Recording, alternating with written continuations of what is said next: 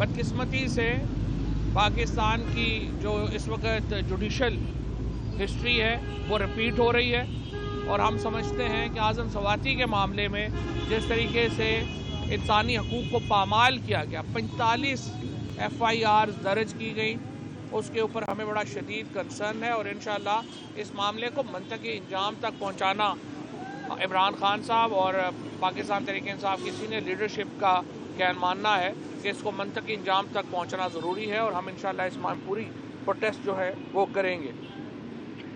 उसके बाद कल से पूरे पाकिस्तान में एक महंगाई और जो इकॉनमी का जो हशर नशर हो गया है, बिजली आ नहीं रही, गैस की शॉर्टेज है, तेल महंगा हो रहा है, किचन आइटम्स जो हैं वो आसमान के ऊपर चले गए हैं। इन तमाम मामलात के ऊपर कल से तहरीक-ए-इंसाफ मुल्क की एहतजाजी तहरीक का आगाज़ कर रही है। 3 हफ्तों तक पहले मरहले में हमारे MNAs और MPAs अपने हलकों में इन एहतजाजी तहरीकों की क़यादत करेंगे।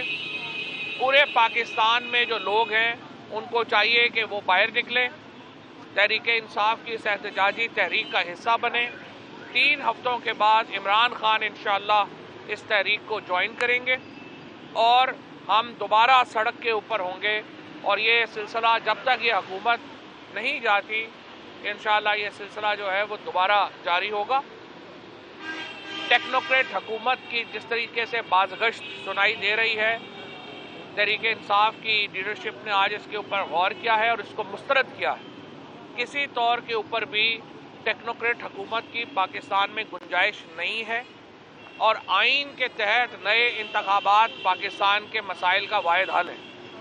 लिहाजा जो भी क्वार्टर्स पाकिस्तान के अंदर टेक्नोक्रेट गवर्नमेंट का ख्वाब देख रहे हैं, हम बता दें कि ये पाकिस्तान के अवाम को कबूल नहीं होगा।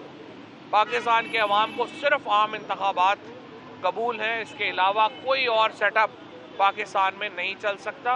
और मौजूदा हुकूमत को भी हम कहना चाहते हैं कि आप गैर आइनी मामलात में शराकतदार ना बने।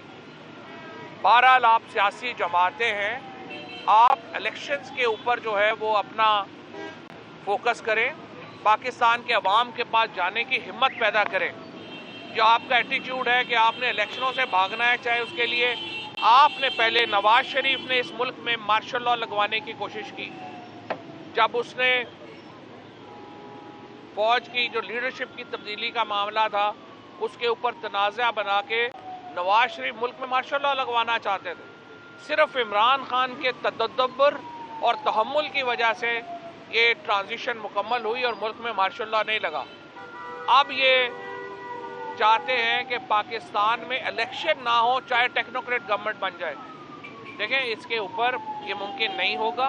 जो भी टेक्नोक्रेट्स आएंगे वो मामलात को नहीं संभाल सकेंगे और मैं एस्टेब्लिशमेंट को भी बताना चाहता हूं कि फिर सारा जो कसूर है वो आपका निकलेगा और आपके ऊपर उसका ब्लेम आएगा। लिहाजा इस मामले के ऊपर बहुत गहरा गौर व हौज करें और पहले आइडियाज़ 7-8 महीने में जिस तरह के आइडियाज़ आए और नाकाम हुए, ये भी एक और ऐसा ही आइडिया होगा जो बुरी तरह पिट जाएगा। ऐसे आइडियाज़ ना सोचें, पाकिस्तान को लैब रैट ना बनाया जाए, हमें लेबॉर्ट्री का चूहा ना समझा जाए पाकिस्तान के अवाम को, जिसके ऊपर रोज़ नया तजर्बा करना ज़रूरी है। पाकिस्तान के अवाम को आइन में दिए गए हकूक़, आइन में दिया गया सियासी निज़ाम उनका हक है। फंडामेंटल राइट्स जिस तरह सस्पेंड हैं गुज़श्ता 8 महीनों से पाकिस्तान के अवाम के, वो फौरी बहाल किए जाएँ, पाकिस्तान का आइन बहाल किया जाए और इंतखाबात की तरफ बढ़ा जाए। ये हमारा आज का बुनियादी फ़लसफ़ा है और बयानिया है और इसी के ऊपर हम जो है वो समझते हैं कि वो आगे बढ़ना चाहिए। चौथा नुक्ता जिसके ऊपर आज सीनियर लीडरशिप में बात हुई है वो पंजाब में हुकूमत की तब्दीली है। देखिए, हम मेजॉरिटी पार्टी हैं इस वक्त पंजाब में। इस वक्त तहरीक-ए-इंसाफ और जो पाकिस्तान मुस्लिम लीग कायद-ए-आज़म है उसके 190 मेंबरान हैं जो कि इस वक्त पंजाब असम्बली में हैं।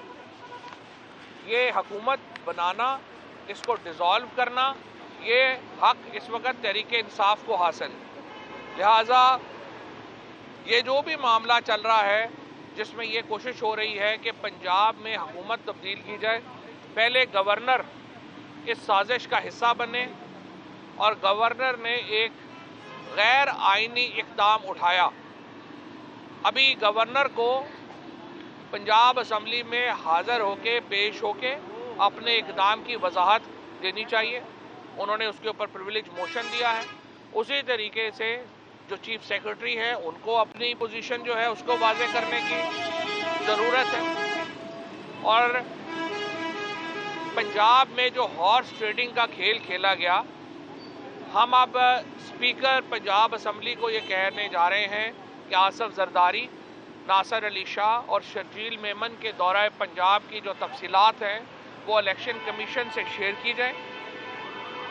ये क्या मामला है कि जब भी मंडी लगती है जरदारी साहब बोरियां भर के सिंध से पंजाब में आ बैठते हैं।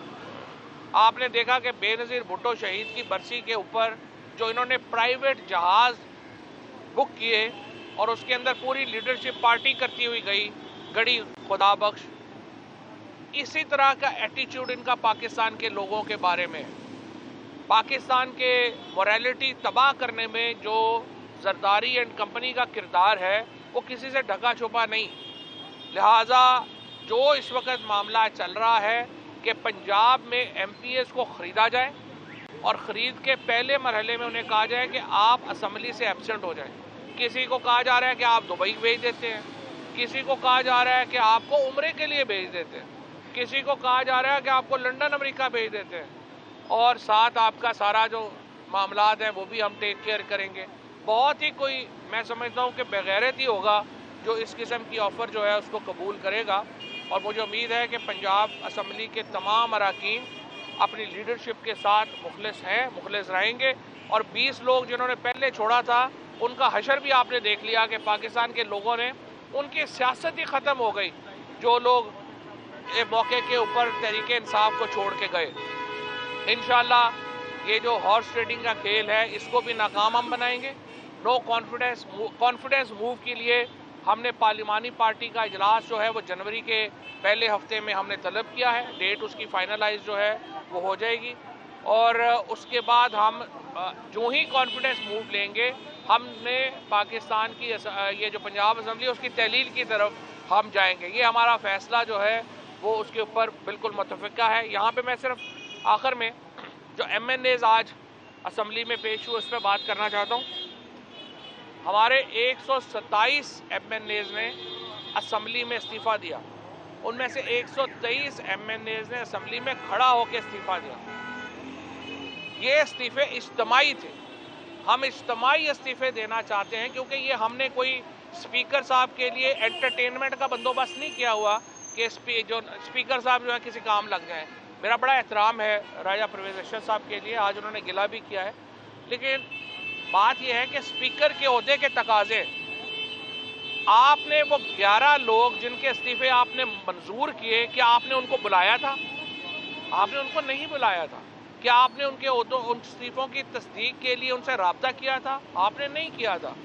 आपने उन 11 लोगों के इस्तीफ़े इसलिए कबूल किए जो बाद में सामने भी आ गया कि वो आप समझते थे कि ये लोग उन सीटों से जीते हैं जहाँ तहरीक इंसाफ कमज़ोर है और आपका ख्याल था आप जीत जाएंगे। आप बुरी तरह हार गए।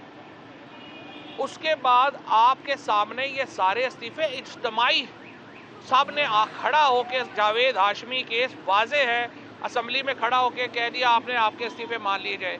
आज जो आपने अखबारों में जो है अपने मनपसंद मीडिया के ज़रिए कहा कि 4 लोग जो हैं जी वो मुझे ये कह गए हैं, 4 ये 6, आप उनके नाम दें।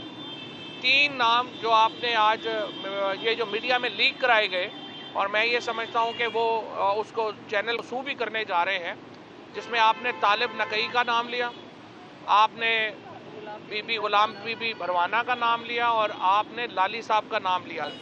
तीनों वीडियोस बना के उन्होंने जो है वो दी कि हमारे इस्तीफ़े फ़ौरन कबूल करें। कोई इस वक्त तहरीक इंसाफ का जो MNA है वो तैयार नहीं है इस असम्बली में बैठने के लिए। और जो 20 लोटे इस वक्त असम्बली में बैठे हुए हैं उनकी हैसियत औकात ये रह गई है कि वो अपनी कॉन्स्टिट्यूंसी में निकल नहीं सकते। लिहाजा लोटों की पाकिस्तान में लोटाक्रेसी की सियासत ख़त्म हो चुकी है और ये जो टिकट के ऊपर इलेक्शन जीत के पार्लियामेंट में आए और अपनी हैसियत बदलेंगे, उनकी हैसियत वही होगी जो उन बाकियों की हुई। लिहाजा हमारे इस्तीफे आपके पास आए, अब आप कह रहे हैं कि आप उनको कबूल नहीं कर रहे, लिहाजा अब हम सुप्रीम कोर्ट के पास जा रहे हैं दोबारा। सुप्रीम कोर्ट में हमने पहले भी ये कहा था कि जनाब ये स्पीकर साहब बहाने हीले बहानों से ये इस्तीफे मंजूर नहीं कर रहे। अब दोबारा ये साबित हो गया है। सुप्रीम कोर्ट हमें बताए कि अब इस मसले का क्या हल है।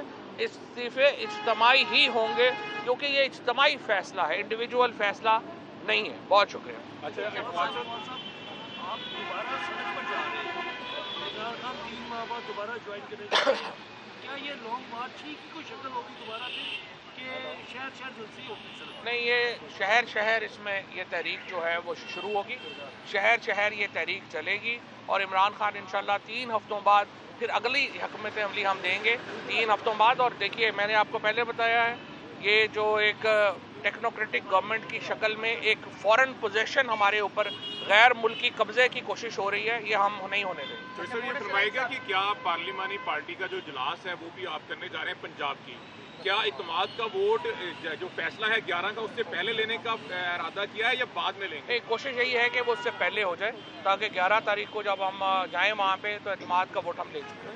पार्टी का जो इजलास है ये डिले क्यों हो रहा है? डिले इसलिए हो रहा है कि स्पीकर साहब ने इजलास बुला लिया है 11 को।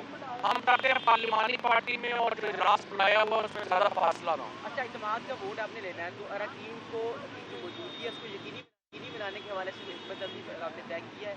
इस तरह अरकान सारे अरकान खुद आएंगे, उनकी अपनी जिम्मेदारी है। अरकान जो मेहमान पार्टी के लोग यहाँ पर बैठे थे, सरदारी साहब यहाँ से जहाज भर के लेके जाते रहे, सुनने में आया कि 5 से 8 अरकान आपके साथ राब्ते में नहीं है आपकी पार्टी से, क्या ऐसी है पंजाब में?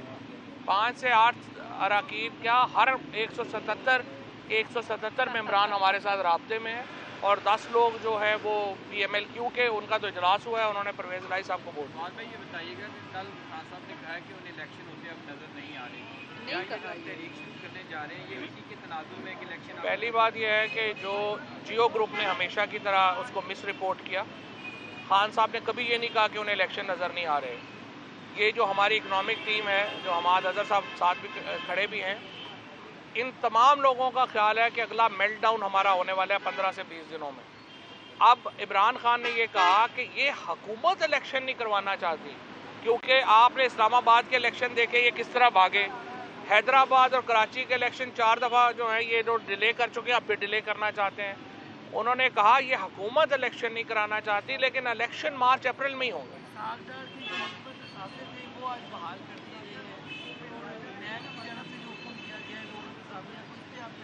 मैं इसहाक डार साहब को मुबारकबाद देना चाहता हूँ। जिस कदर मैं समझता हूँ एक कानूनी जंग उन्होंने जीती है, उसके ऊपर हर पाकिस्तानी शर्मिंदा है। जिस कानूनी जंग के नतीजे में उनके असासे बहाल हुए हैं, इसहाक डार की कामयाबी पाकिस्तान की नाकामी है, शरीफ फैमिली की कामयाबी पाकिस्तान की कौम की नाकामी है, जरदारी की कामयाबी पाकिस्तान की कौम की नाकामी है। वो आए थे पाकिस्तान की मईशत ठीक करने के नाम के ऊपर। वो लाहौर में पाकिस्तान तहरीक इंसाफ के रहनुमा मीडिया से गुफ्तगू कर रहे थे। उनकी जानिब से कहा गया कि कल से मुल्क गिर एहतजाज का आगाज किया जा रहा है।